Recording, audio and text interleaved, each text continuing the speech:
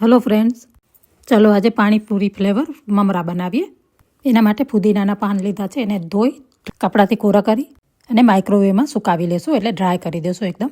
ફુદીનો સરસ ડ્રાય થઈ ગયો છે. ફુદીનાનો આવી રીતે હાથથી પાવડર કરી નાખવાનો, ત્યાં સુધી ધાણા પણ માઇક્રોવેવમાં ડ્રાય થઈ જશે. અહીંયા હું હાથથી પાવડર કરું છું, પણ તમે મિક્સીના જારમાં નાખી અને પાવડર કરી શકો છો. અહીંયા હું માઇક્રોવેવમાં ડ્રાય કરું છું. તમે તેલમાં તળીને પણ યુઝ કરી શકો છો.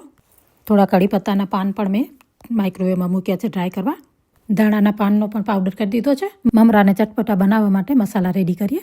એના માટે હળદર, બ્લેક સોલ્ટ, શેકેલા જીરુંનો પાવડર, ચાટ મસાલા, આમચૂર પાવડર, જલજીરા પાવડર, અડધી ટીસ્પૂનથી પણ ઓછું એટલું નિમક, બધું મિક્સ કરી દેવાનું.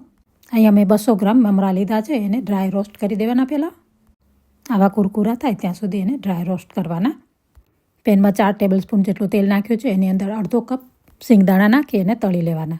સિંગદાણા તળાઈ જાય એટલે મમરામાં નાખી દેવાના.